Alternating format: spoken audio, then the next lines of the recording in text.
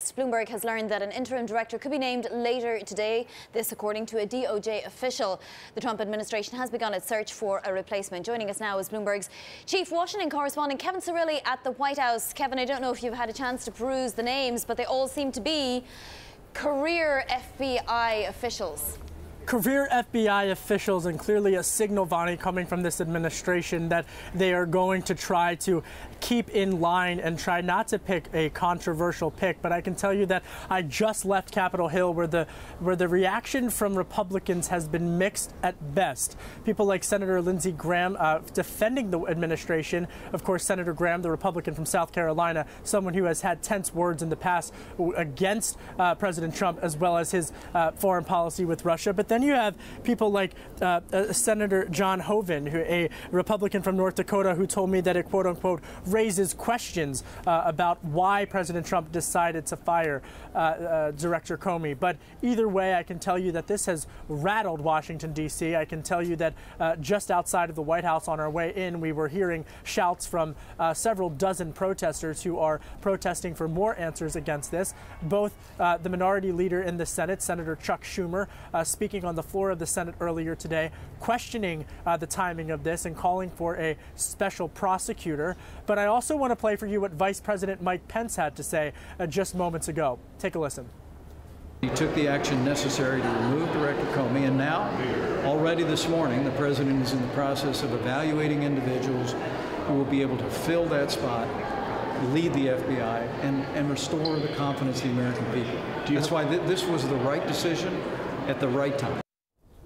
So as Republicans look to move forward to begin work on accomplishing their legislative items on their priority list, I can tell you that Democrats are united in opposition. Senator Richard Blumenthal, who received the wrath of President Trump's Twitter earlier this morning, compared last night's move and the firing to Watergate.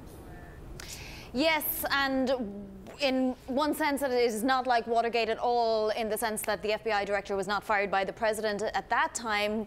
I'd urge people to read Noah Feldman's column on the Bloomberg today. But I do want to ask you, though, what happens next? Because we heard Chuck Schumer ask for a special investigation into the investigator conducting previous two investigations. Is this getting ridiculous at this point, Kevin? Will there be another investigation? Well, I put this question to lawmakers earlier today, and here's the bottom line.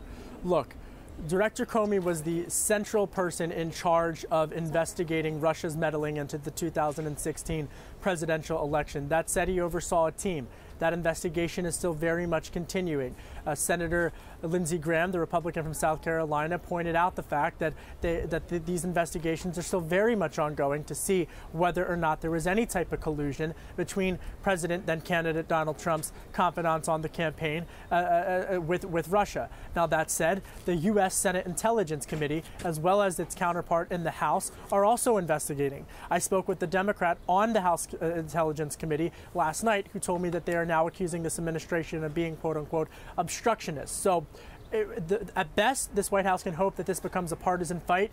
At worst, this could be something much, much more. Either way, the White House will not be able to move forward until the results of all of these investigations are aired fully and released to the public.